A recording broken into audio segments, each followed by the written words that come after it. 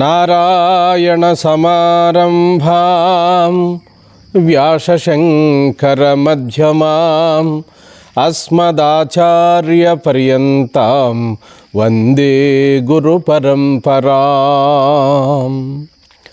శృతిస్మృతిపురాణానాం ఆలయం కరుణాలయం నమామి భగవత్పాదశంకరం లోకశంకరం. శంకరం శంకరాచార్యం కేశవం బాదరాయణం సూత్రభాష్యకృతౌ వందే భగవంతౌ పునః పునః. దివ్యాత్మస్వరూపులైన ప్రియ ఆత్మబంధువులారా, మనం కొంతకాలంగా ఈ ఆధ్యాత్మిక ప్రవచనములను జరుపుకుంటున్నాము. ఇందులో భాగంగా ఈరోజు సోహం మంత్రాన్ని ఎలా సిద్ధింపజేసుకోవాలి, సవికల్ప సమాధి ద్వారా నిర్వికల్ప సమాధిని ఎలా పొందాలి, జ్ఞానసిద్ధిని, యోగసిద్ధిని, మంత్రసిద్ధిని ఎలా పొందాలి అనేటువంటి మొదలుగా గల అంశములపైన ఈనాడు మనకున్న పరిజ్ఞానములో ప్రస్తావన చేద్దాం. నేడు సమాజంలో ఎన్నో యోగ సాధనలు వచ్చినప్పటికీ ఈ సోహం మంత్రం అనేటువంటిది పురాతన కాలం నుండి, ప్రాచీన కాలం నుండి ఈ సోహం మంత్రాన్ని ధ్యానం చేసి సవికల్ప సమాధి ద్వారా నిర్వికల్ప సమాధిని పొందగలిగారు. సోహం మంత్రం అనేటువంటి మంత్రరాజనము 7 కోట్ల మహామంత్రములలో శ్రేష్టమైనటువంటి మంత్రము, గురు కీలకము.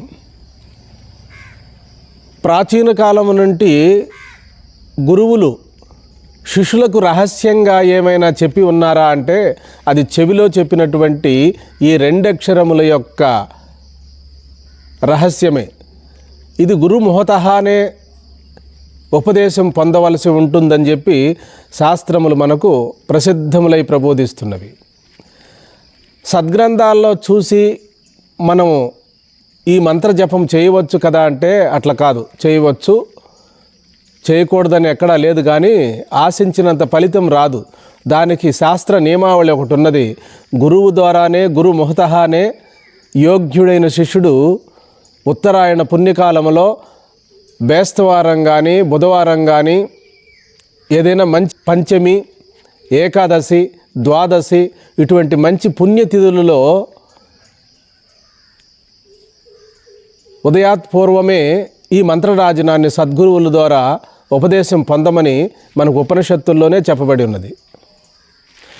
కాబట్టి అట్లా తను, మన, ధనములు, దేహము, ప్రాణము, ధనము ఈ మూటిని కూడా గురుస్వాముల వారికి అర్పణము చేసి, దేహం మీద ఎక్కువ మమతానుబంధం లేకుండా, ధనం మీద ఎక్కువగా ప్రీతి లేకుండా, ప్రాణం మీద కూడా ఎక్కువగా ప్రీతి లేకుండా, తగు మాత్రం శరీరం వచ్చినది ఏనాడైనా పోతుంది అని తగు మాత్రముగా మమతానుబంధాలు ఉంచుకొని మరి పరమపదమైనటువంటి ఆ ముక్తిని పొందడానికి ఈ సోహం మంత్రం అనేటువంటిది ఏకైకమైనటువంటి మంత్రరాజనం. ఈ మంత్రరాజనాన్నే అజప గాయత్రి మహామంత్రము అంటారు. శ్వాస నిశ్వాసలతో జరిపేటువంటిదే ఈ మంత్రరాజనము. ఇది సిద్ధి పొందినటువంటి వాళ్ళ ద్వారా మాత్రమే గ్రహించవలసి ఉంటుంది, మనం సాధన చేయవలసి ఉంటుంది. సందడి లేని గదిలో ప్రశాంతముగా ఫలపుష్పాదులను మన ఇష్టదేవతకు, గురువునకు సమర్పించి ఇక కింద పరుచుకునేటువంటి ఆసనం, పూర్వకాలములో కృష్ణాజనం ఉండేటివి. ఆజనము అంటే చర్మము, జింక చర్మము, పులి చర్మము. ఈ దుప్పులు చర్మాలు కూడా వన్యప్రాణుల యొక్క చర్మాలు కూడా ఉండేటివి. కానీ అవి వేసుకొని పరుచుకొని కూర్చోవడం వల్ల ధ్యానం చేసేటువంటి వారికి హింస వస్తుంది. ఎవరైతే ఉపయోగిస్తారో వారికి కొద్దిగా ఆ దోషం కూడా వస్తుందని చెప్పి శాస్త్రాల్లో చెప్పి ఉండకపోలేదు. అయితే ఈనాటి కాలంలో జూ పార్కులు, మరి కొన్ని పార్కుల్లో ముసలివైపోయి అనాయాసితంగా మరణించినటువంటి వాటిని చర్మాలను తీసి ప్రభుత్వం వారు విక్రయిస్తున్నారు. మీకు అట్లా అవకాశం ఉన్నట్లయితే ఆ చర్మమే కృష్ణాజినం కావాలి, పులి చర్మం కావాలంటే ప్రభుత్వం రెవెన్యూ వారి యొక్క ఆమోదం పొంది మీరు వాటిని తీసుకొనగలరని నేను మనవి చేసుకుంటున్నాను. కుచాసనం, కుశము అంటే దర్భ. ఈ దర్భాసనం మీద తొందరగా జ్ఞానసిద్ధి కలుగుతుంది. అలాగే కమ్మళి అనేటువంటిది పూర్వము మన గేదెల దగ్గరకి, ఆవుల దగ్గర, గొర్రెలు మేపేటువంటి వాళ్ళు వీటిని భుజం మీద వేసుకొని పల్లెల్లో గ్రామీణ ప్రాంతాల్లో వెళ్ళేవారు. ఇవి కూడా అమోఘమైన ఫలితాన్ని ఇస్తాయంటారు. అందులో తెల్ల కమ్మళి అంటే గొర్రె ఎంట్రుకలతో తయారు చేయబడినటువంటి తెల్ల కమ్మళి మీద కూర్చుంటే జింక చర్మము, మరి పులి చర్మము, ఏవేవి ఉన్నవో ఆసనములు వాటన్నిటి ఫలితము ఇది ఒక్కటే వస్తుందని చెప్తున్నారు. అట్లని మీరు తొందరపడి మనకు లభించినటువంటి వాటితో మీరు ఎక్కువ శ్రమ పడద్దు.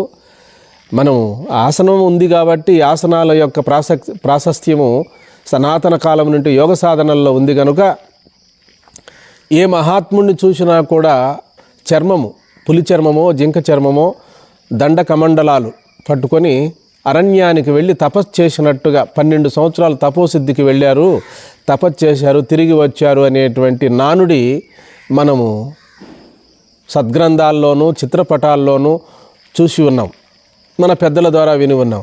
అయినప్పటికీ ఇందులో పరమార్థం లేకపోలేదు. భూమికి ఆకర్షణ శక్తి ఉంటుంది.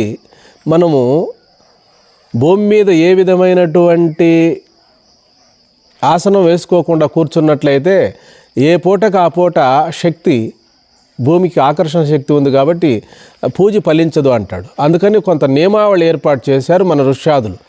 కాబట్టి ప్రశాంతమైనటువంటి గదిలో కూర్చొని ఫలపుష్పాదులు సమర్పించి ఇక మెల్లగా గురువునకు ప్రార్థన చేసి, ఇష్టదేవతకు ప్రార్థన చేసి మనసును ప్రశాంతముగా కాసేపు వదిలివేయాలి.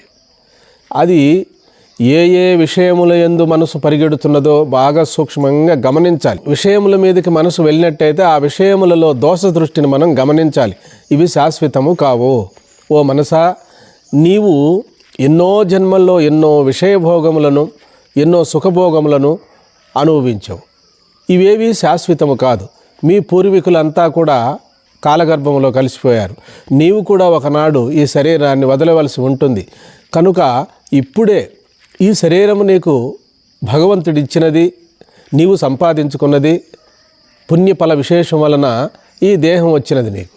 శరీరమాధ్యం కలు ధర్మ సాధనం, శరీరమాధ్యం కలు ముక్తి సాధనం అన్నారు. కాబట్టి ఇక్కడే మరి శాశ్వతమైనటువంటిది, సత్యమైనటువంటిది, నిత్యమైనటువంటిది పరమాత్మతత్వాన్ని పొందమని మహనీయులు చెప్తున్నారు. కాబట్టి అట్టి పరమాత్మను నీవు ఈ జన్మలోనే దర్శించి స్పర్శించి సిద్ధి పొందుము అని చెప్పడం జరిగినది. అక్కడ నుండి మనసును తప్పిస్తే చాలు. ఏ పదార్థముల మీదకి మనసు వెళుతున్నదో అవి నశ్వరము, శాశ్వతములు కావు, అశాశ్వతములే. విషయభోగములన్నీ కూడా 3 నాళ్ల ముచ్చటే అని చెప్పి మనం బాగా మనసుకు లాలించి బుజ్జగించి చెప్పినట్లయితే మనసు తనంతట తానుగా వెనుదిరుగుతుంది. మనసు విషయములపైకి వెళ్లకుండా ఉండడమే ఉపరతి. ప్రవృత్తి అంటే ఇంద్రియములతో మనసు ప్రాకడం. నివృత్తి అనగా ఇది సన్యాస ధర్మం, ప్రవృత్తి గృహస్థ ధర్మం. అయినప్పటికీ గృహస్థులు సన్యాసులు ఇరువురు కూడా మోక్ష సాధనము చేసి ముక్తిని పొందుతున్నారు. కాబట్టి ఇవన్నీ కూడా మనస్సును అటువైపు పోనీయకుండా మరి మంత్రసిద్ధిని కానీ, యోగ సిద్ధిని కానీ, ధ్యాన సిద్ధిని కానీ పొందే విధానాన్ని మనం కొంత వివరణ చేద్దాం. ఈరోజు సోహం మంత్రం సిద్ధి అనుకున్నాంగా ఉపక్రమంలో.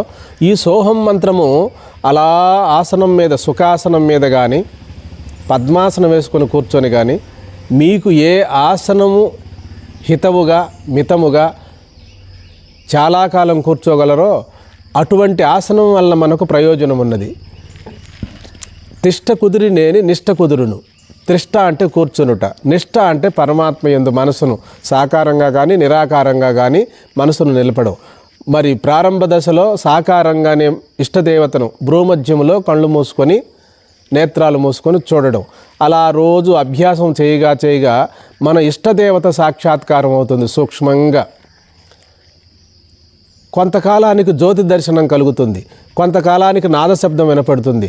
అట్లా మనం పట్టు వదలకుండా సాధన చేస్తూ పోగా మరి ఏ రూపములు లేనటువంటి కేవల బయలు కనపడుతుంది, ఆకాశం కనపడుతుంది. ఆ ఆకాశం కూడా శూన్యమైపోయి కేవలము గాలి లేని చోట దీపం వలె నిశ్చలంగా స్వస్వరూపానుసంధానం కలుగుతుంది. ఇది గురువుల ద్వారా తెలుసుకోవాలి ముందు. కాబట్టి సోహం మంత్రం సిద్ధి అయిపోయిన తర్వాత ఇక తీసుకోవడం కానీ వదలడం కానీ అవకాశం ఉండదు. ఎందుకని శ్వాస నిశ్వాసలు ఆగిపోయి కేవల కుంభకం సిద్ధిస్తుంది.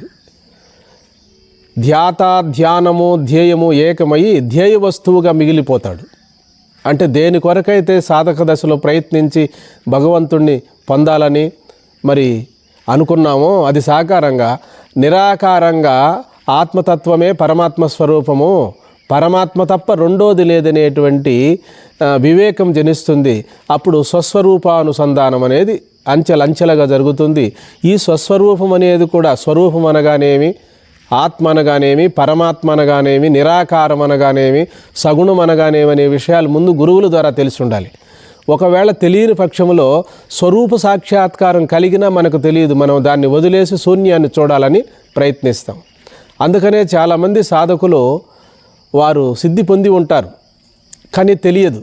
స్వరూప సాక్షాత్కారం కూడా అయి ఉంటుంది, తెలియదు. ఎందుకని స్వరూప సాక్షాత్కారం పొందినా కూడా అది అనుభవానికి రాలేదు అంటే ముందు శాస్త్రముల ద్వారా గురువుల ద్వారా ఫస్ట్ శ్రవణం చేసి ఉండాలి. శాస్త్ర ప్రమాణము లేనటువంటి సమాధి 100 పర్యాయములు కలిగిన ప్రయోజనం లేదంటాడు మహర్షి మలయాళ స్వాముల వారు. మనం గురువుల ద్వారా వినుండాలి. ఆత్మ ఎలా, స్వరూపం ఏమిటి అనేటువంటి విషయాలు ముందు విని ఉండాలి. విన్న తర్వాత మనం ధ్యానం కానీ యోగం కానీ జపం కానీ చేసి మనసు ఏకాగ్రతకు తెచ్చుకున్న తర్వాత మనసు ఒక నిశ్చలమై వృత్తిరహిత స్థితికి వస్తుంది. ఆ వృత్తిరహిత స్థితిలో స్వరూపం మాత్రమే కేవలం మిగిలి ఉంటుంది. స్వరూపం అంటే ఎరుక, దృక్కు, చైతన్యం, ఆత్మ, ఉనికి, సత్తా, స్ఫూర్తి, సత్తు, చిత్తు, ఆనందం ఇవన్నీ కూడా పర్యాయ పదాలే. కేవలము ప్రజ్ఞానం బ్రహ్మ అనే మహావాక్యములు చెప్పిన ప్రకారంగా ఋగ్వేదములో ఐతిరేయ ఉపనిషత్తులో చెప్పారుగా, ఏ ప్రజ్ఞ ఉండి నేను ధ్యానం చేస్తున్నానో, యోగం చేస్తున్నానో, జపం ఆచరిస్తున్నానో, ఏమేమి చేస్తున్నానో ఇవన్నీ చెయ్యాలి అంటే చైతన్యం ఉండాలి. ఆ చైతన్యం ముందే ఉంది, కానీ నేను కాలాంతరములో మరవడం జరిగినది. ఇప్పుడు మళ్ళా నేను ధ్యానం ద్వారా, యోగం ద్వారా, సద్గురువుల ద్వారా, సద్గ్రంథముల ద్వారా సాధన మొదలుపెట్టాను. అయితే నాకు ఇది ఇప్పటికి అనుభవం వచ్చినది, కేవలము నేను ఇంతకంటే వేరే చేయవలసినదేమీ లేదని చెప్పి స్వానుభవమునకు వస్తాడు సాధకుడు. ఈ అంశం కొరకే ధ్యానము, యోగము, మంత్రజపము, లయయోగము, హఠయోగము, రాజయోగము ఇన్ని యోగాలు కూడా మనం ఆచరిస్తూ వస్తున్నాం. కాబట్టి ఇప్పుడు సోహం మంత్రం సిద్ధి అయిన తర్వాత ముందు ఆసనం సిద్ధి కావాలి. సుఖాసనం కానీ, వీరాసనం కానీ, పద్మాసనం కానీ మనకు ఏ ఆసనము సులువుగా ఉన్నదో ఆ ఆసనం మీదనే కూర్చోవాలి. రోజు మార్చకూడదు. ఒకే సమయంలో, ఒకే ప్రదేశంలో, ఒకే టైంలో భగవద్ధ్యానం చేసినట్లయితే 3 మాసాల్లో ఆసనం సిద్ధవుతుంది. 3 సంవత్సరములలో స్వరూప సాక్షాత్కారం కలుగుతుంది. కాబట్టి ఇది సోహం మంత్రము ధ్యానం చేసేటువంటి వారికి చెప్పబడినటువంటి నియమావళి. కాబట్టి ఆహారం తేలికై ఉండాలి, రుచికరమై ఉండాలి, మంచి పౌష్టికమైన ఆహారమై ఉండాలి, సమతుల్యమైన ఆహారమై ఉండాలి, ప్రశాంతముగా గాలి వెలుతురు సమంగా ఉండాలి, మరి వైరాగ్యం ఉండాలి. నేను ఈ జన్మలోనే భవసాగరము నుండి తరించాలి అనేటువంటి తీవ్రమైన వైరాగ్యం ఉండాలి. వైరాగ్యం అంటే ఇండ్లు వాకిండ్లు వదిలిపెట్టి ఎక్కడో అరణ్యానికి వెళ్ళడం కాదు. అలా వెళ్ళారు మన పూర్వీకులైన మహాత్ములు, అది వేరు విషయం. కాబట్టి ఇప్పుడు మనం ఒక పర్ణశాల యందు కానీ, ఎక్కడైనా శివాలయము నందు కానీ, విష్ణువాలయమునందు కానీ, స్వగృహమునందు కానీ, ఉద్యానవనమునందు కానీ ఏ ప్రదేశములోనైనా మనం ధ్యానం చేసుకోవచ్చు. ధ్యానానికి అనువైన సమయము సాయంకాలము అవకాశం ఉన్నటువంటి వాళ్లకు 5 నుండి 6 7, 8, 9 గంటల వరకు 10 గంటల వరకు ధ్యానం చేసుకోవచ్చు. అటు పిమ్మట ధ్యానం అనేది అంత యోగ్యమైంది కాదు అని చెప్తాయి యోగ శాస్త్రాలు. అలాగే ఉదయకాలము తెల్లవారుజామున అమృత వేళలో 4 గంటలకు కానీ 3 గంటలకు కానీ మీకు అవకాశం ఉన్నటువంటి వాళ్ళు ధ్యానం చేసుకోవచ్చు. మధ్యలో 12 గంటలు 2 గంటలు చేయడం అనేది మంచిది కాదు. అది ఆ టైం అనేటువంటిది అంత శ్రేష్టమైంది కాదు. మనసు నిద్రావస్థను కోరుకుంటుంది. కాబట్టి ధ్యాన సిద్ధి అనగా ఈ మంత్రము జపము చేయగా సోహం మంత్రము శ్వాస కదా, మనకు శ్వాసకు మనసుకు సంబంధం ఉన్నది. ఈ శ్వాస మనసు రెండు ఒకటే. ఈ శ్వాసను అదుపు చేసుకోవడం అనేటువంటిది సోహం మంత్రంలో ఉంటుంది. కింద నుండి పైకి, పైన నుండి మీదకు లాక్కుంటాం కాబట్టి ఆరోహణ అవరోహణ పద్ధతిలో ఈ క్రియాయోగం కూడా అలాగే ఉంటుంది. అయినా సోహం మంత్రం అనేది ఇంకా సులభమైన మార్గం. ఇలా చేస్తూ ఉండగా శ్వాస తనంతట తాను ఆగిపోతుంది, అలసట జరుగుతుంది. శ్వాస ప్రశ్వాసలు అలసట జరుగుతాయి. అలసట జరిగినప్పుడు ఇంకా కదిలించకుండా మనం అలా కూర్చున్నట్లయితే మనసు తైలధార వలె, ఘంటానాదం వలె మనసు నిశ్చలంగా మిగిలిపోతుంది.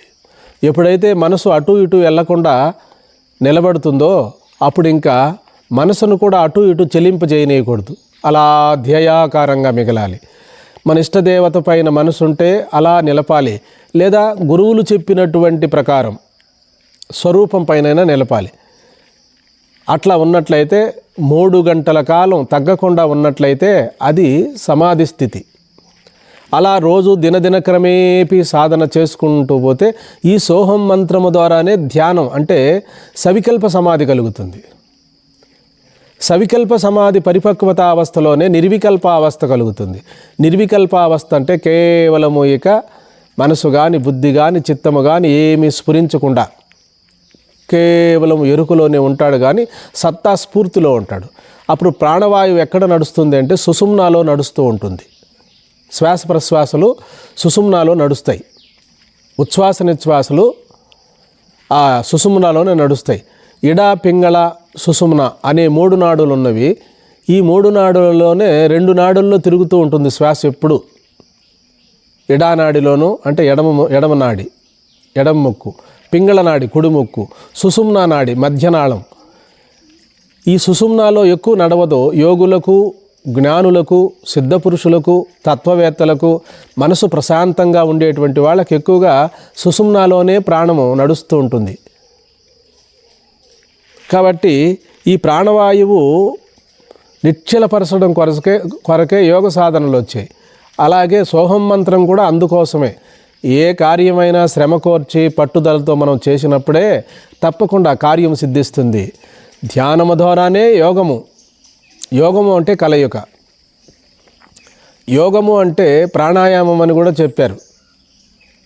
ఈ ప్రాణాయామం ఎందుకు చేయాలి అంటే జన్మలలో పేరుకుపోయినటువంటి పాప సంస్కారాలు నిర్మూలనం జరగాలి అంటే ప్రాణాయామం మనకు మించిన సాధన లేదు అంటాడు. ఆ ప్రాణాయామం కూడా యుక్తియుక్తంగా తెలిసినటువంటి అందులో సిద్ధి పొందిన వాళ్ళ ద్వారానే నేర్చుకోవాల్సి ఉంటుంది. కాబట్టి శరీరానికి ఉష్ణం కలుగుతుంది మనం ఎట్లంటే అటు చేస్తే. అలాగే సోహం మంత్రంలో కూడా ఉష్ణం కలుగుతుంది. మనం చాలా నెమ్మదిగా చేయాలి. ఎన్నెముకలో ప్రాణశక్తి పైకి వెళుతున్నది అనేటువంటి భావన చేయాలి మనం. అలా చేస్తూ సోహం మంత్రాన్ని చేస్తూ చాలా సులభమైన మార్గం. ఈ సోహం మంత్రము ద్వారా మనము సిద్ధి పొందవచ్చు. సిద్ధి అంటే ఇక ఏ సాధన లేకుండా బహుజన మధ్యములో కూడా మనము అలా ప్రశాంతముగా మన స్థితిని కోల్పోము. మరి సాకారంగా సిద్ధి పొందినట్లయితే మరి మన ఇష్టదేవత రామచంద్ర ప్రభు అయితే కళ్ళు మూసుకున్న తడవే మనకు అన్ని పదార్థాల్లో కూడా రామచంద్రుడు తప్ప రెండోది కనపడదు. అంటే ఇష్టదేవత తప్ప రెండోది కనపడదు. అలాగే జ్ఞానికి జ్ఞానసిద్ధి కలిగినట్లయితే తన స్వరూపము తప్ప సర్వం కలివిదం బ్రహ్మ నేహ నానాస్తి కించినః అన్నట్టుగా ఒక చైతన్యం పరబ్రహ్మము తప్ప రెండోదిగా గోచరించదు. జ్ఞాని అయితేనేమో సర్వము పరమాత్మ స్వరూపముగా చూస్తాడు, అంటే స్వరూపమాత్రుడై చూస్తాడు. భక్తుడైతేనేమో అంతా భగవన్మయముగా చూస్తాడు. మరి భక్తునికి ఆ విధమైనటువంటి దృష్టి ఉంటుంది. యద్భావం తద్భవతి అన్నట్టుగా జ్ఞానికి స్వరూప దృష్టి ఉంటుంది. కాబట్టి సాకారం కాకుండా నిరాకార స్వరూపుడై తనకు పరమాత్మకు భేదం లేదని అభేద దృష్టిలో నిలబడిపోతాడు.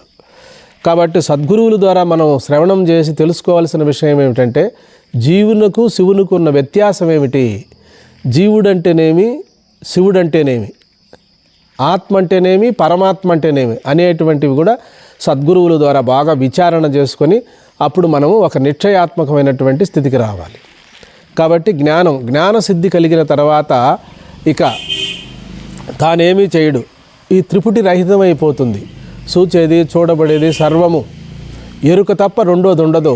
ఆ ఎరుకలోనే శరీరం కూడా తెలియబడుతూ ఉంటుంది, మనసు తెలియబడుతుంటుంది, బుద్ధి తెలియబడుతుంటుంది, చిత్తము అన్నీ కూడా తెలుస్తున్నాయంటే జ్ఞానమే. ఎరుకనేటువంటిది ఎరుకుంటేనే కదా అన్నీ తెలుస్తున్నాయి. ప్రజ్ఞానం బ్రహ్మ అనేటువంటి లక్షణ వాక్యం అనుభవానికి వచ్చేస్తుంది ఆ పాటికి. కాబట్టి తాను ఇంకా ఏ పని చేస్తున్నప్పటికీ కూడా శరీర దృష్టి ఉండదు, స్వరూప దృష్టి ఉంటుంది. అజ్ఞానికి శరీర దృష్టి ఉంటుంది, జ్ఞానికి స్వరూప దృష్టి ఉంటుంది. కానీ ఇద్దరూ అన్నపానీయములు సమంగానే తీసుకుంటారు. జ్ఞాని స్వరూపం కలిగి ఆత్మదర్శనం కలిగింది కదా అంటే ఆహార పానీయములు తాగకుండా ఒకే చోట కూర్చొని శిలాప్రతిమ వలె ఉంటాడని అనుకోకూడదు. అది అటయోగులు చెప్పేటువంటిది. ఇక ధ్యానం చేసేవాడు, యోగం చేసేవాడు కదలక మెదలక నిశ్చలమై ఒక గదిలో కూర్చొని ఆ యోగ సిద్ధిని కానీ ధ్యాన సిద్ధిని కానీ పొందమంటాయి అటయోగ శాస్త్రాలు. కానీ ఆత్మవిచారణ ఉపనిషత్తులు అలా చెప్పవు. బహుజన మధ్యములో కూడా నీవు ఏం చేస్తుండినా కూడా నీవు నీ స్వరూపాన్ని కోల్పోకుండా అలా ఉండుము. ఆత్మస్వరూపము లేని సృష్టే లేదుగా. కాబట్టి పరమాత్మను వీడి నామరూపాలు లేవు. మన్నును వీడి కుండ ఎట్టయితే లేదో, జలమును వీడి తరంగము ఏ విధముగా లేదో, అలాగే స్వరూపాన్ని వీడి నామరూపాత్మకమైన ప్రపంచము లేదు అని చెప్పి జ్ఞాని సంపూర్ణముగా సద్గురువుల ద్వారా శ్రవణ మనన నిధిధ్యాసన సాక్షాత్కారములతో చాలా ఆనందంగా సంతోషంగా ఇంతకాలానికి నాకు పవిత్రమైనటువంటి నా స్వరూప జ్ఞానం కలిగిందని చెప్పి తనలో తాను రమిస్తూ మరి దృశ్యాన్ని విడనాడి దృక్కుతో మమేకమై సదాముక్తుడై ఉంటాడు. ఇతడే జీవన్ముక్తుడని సద్యోముక్తుడని చెప్పబడును. కాబట్టి యోగి అనేటువంటి వారు యోగసిద్ధిని పొందినప్పుడు ఇక వారు ఒక ప్రదేశానికి వెళ్ళి ఎక్కడో చోట కూర్చునేస్తారు. సమాజం ముందుకు రారు.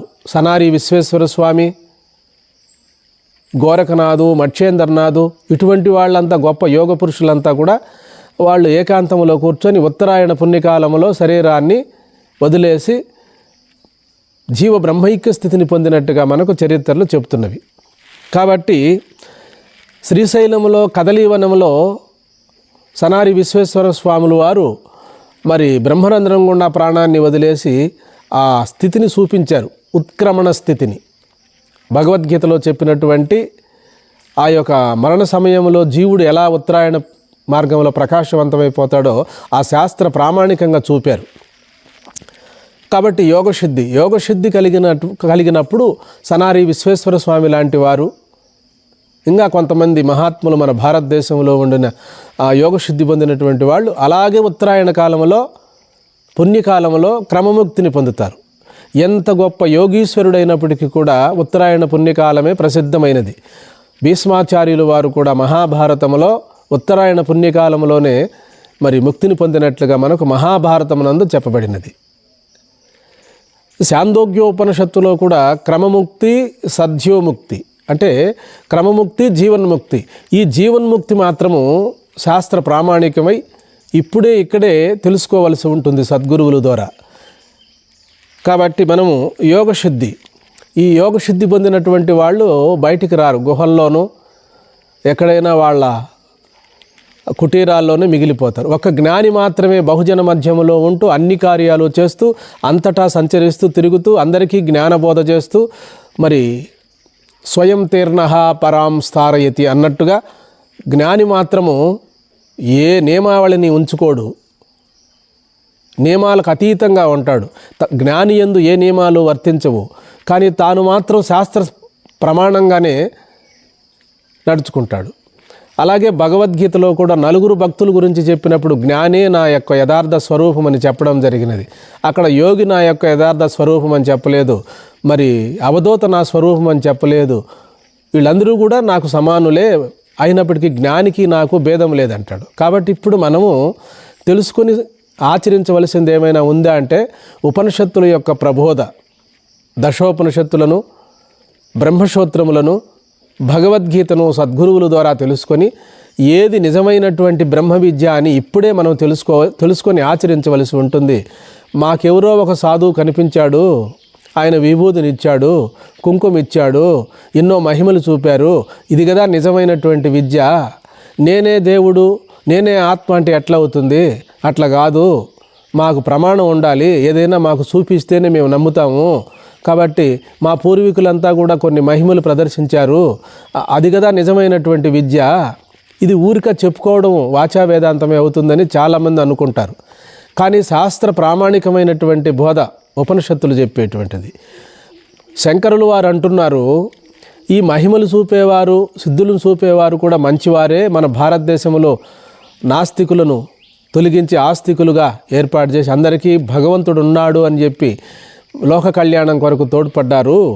కానీ అటువంటి మహాపురుషులు, సిద్ధపురుషులుగా ఉండేవాళ్ళు జ్ఞానాన్ని సంపాదించారు, అణిమాది అష్టసిద్ధులను పొందారు, లోక శ్రేయస్సుకు సహాయపడ్డారు, లోక కళ్యాణానికి ఉపయోగపడ్డారు.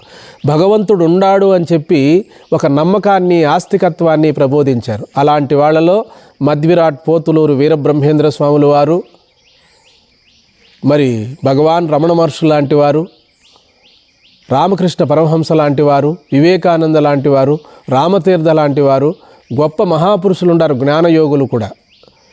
అయినప్పటికీ ఇంతటి విశ్వాసం ఉండదు. ఎందుకు అంటే యోగము చేసి సిద్ధులు పొందితేనే జ్ఞాని అని ఇని ఉన్నాం మనం. కానీ ఇవేవి మహిమలు లేకుండానే ఎట్లా మనం సిద్ధులమైనాము అని చాలామందికి సందేహం కలుగుతుంది. కాబట్టి ఇది శాస్త్ర ప్రమాణమై ఉన్నది. కాబట్టి వైవిక్తిక అనుభవాలేవి శంకరాచార్యులు వారు చెప్పారు. సర్వజనీనము సార్వత్రికము కాదు. సర్వజనీనము సార్వత్రికము అంటే అందరికీ ఒకే తత్వము, జాగ్రత్త, స్వప్నము, సుషుప్తి, ఈ మూడు అవస్థలు రోజు అనుభవంలో ఉన్నవి. ఈ రోజు అనుభవంలో ఉన్న తత్వమే మనం విచారించి మన దగ్గర ఉన్నటువంటి మన స్వరూపాన్నే పరబ్రహ్మతత్వముగా గుర్తింపజేసి శాస్త్ర ప్రమాణముతో బ్రహ్మాత్మైక్యత్వ విజ్ఞానం పొందడమే నిజమైనటువంటి బ్రహ్మ విద్య. ఈ మహిమలు సిద్ధులు ప్రదర్శించేటువంటి వారు కూడా శాస్త్రమే ప్రమాణం. అయితే ఇది వైవిక్తిక అనుభవం, అంటే సార్వత్రికం కాదు. వ్యక్తిగతంగా కొన్ని మహిమలు, కొన్ని శక్తులు దేవతా ఉపాసన వల్ల వస్తాయి. అవే పరమార్థం కాదు, అవి బంధహేతువే కానీ మోక్షహేతువు కావు. కాబట్టి యోగసిద్ధి పొందినటువంటి వారు ఇంకా యోగం చేయనక్కర్లేదు, వారు అనుకున్నటువంటి ప్రకారము యోగం సిద్ధిస్తుంది. అలాగే ధ్యానం సిద్ధించిన తర్వాత ఇక ఉచ్ఛ్వాస నిశ్వాసల గతి నిరోధమై మరి దేని కొరకైతే ప్రారంభంలో ధ్యానం చేశామో ఇక ఆనంద ప్రాప్తి కలుగుతుంది. నిరతిశయ ఆనంద ప్రాప్తి, దుఃఖము లేనటువంటి స్థితి కలుగుతుంది.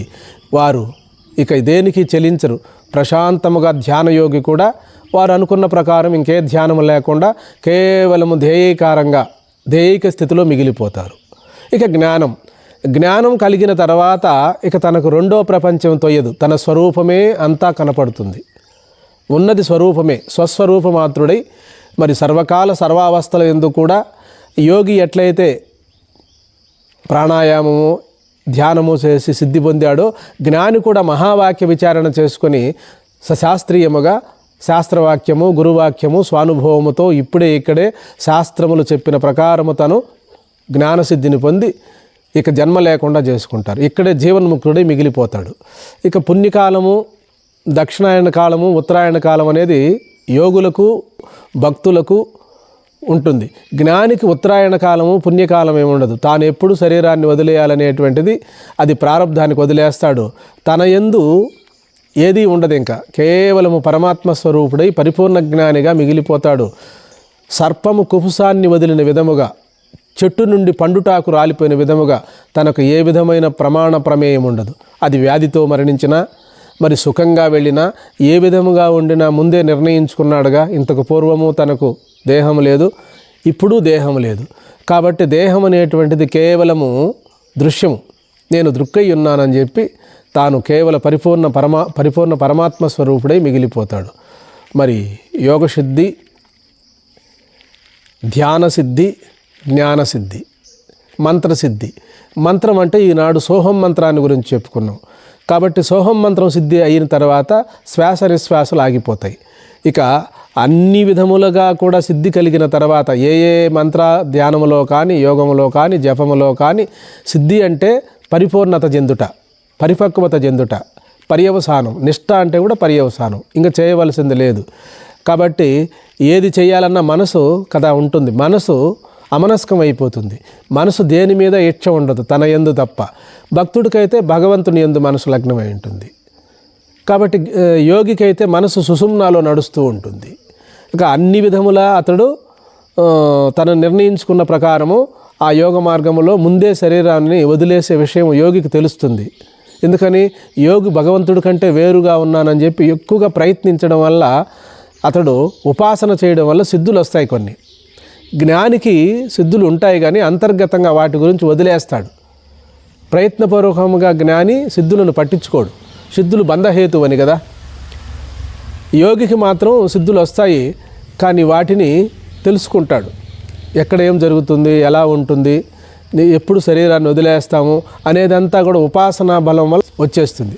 కాబట్టి ఇవన్నీ కూడా మనం నమ్రతా భావనతో తెలుసుకొని ఈ జన్మలోనే మనం ధ్యానమైన, యోగమైన, ప్రాణాయామమైన, సోహం మంత్రమైన, లయయోగమైన, హఠయోగమైన, రాజయోగమైన ఆచరించి మరి మన జన్మను చరితార్థం చేసుకోవాల్సినదిగా నేను మనవి చేసుకుంటూ, మరి శాస్త్ర ప్రమాణముతో తెలుసుకోవడానికి మనము ప్రయత్నించాలి. ఎక్కడ అంధవిశ్వాసాలకు అవకాశం ఇవ్వకూడదు. ఎవరో చెప్పింది నమ్మకుండా మనం నష్టపోతాం ఎవరన్నా చెప్పింది వింటే. కాబట్టి వాళ్ళకు కూడా గురు పరంపర ఉండాలి. అతడు ఏ గురువు దగ్గర విద్య నేర్చుకున్నాడు, లయయోగం కానీ, మంత్రయోగం కానీ, హఠయోగం కానీ, వాటికి కూడా గురువులు ఉన్నారు. గురువు సమక్షంలో నేర్చుకోవాలి. అలాగే జ్ఞాని అయితే మరి జ్ఞాన మార్గాన్ని మనకు బోధించేటట్టయితే ఆ ప్రస్థానత్రయ భాష్యం ఎవరి ద్వారా శ్రవణం చేశామో అది ఆ గురు పరంపర ఏమో మనం విచారించి తెలుసుకోవాలి. కాబట్టి ఎట్లయితేనేమి మరి శంకర అద్వైత సిద్ధాంతంలోనే మనం ప్రయాణం చేయవలసి ఉంటుంది. హరి ఓం.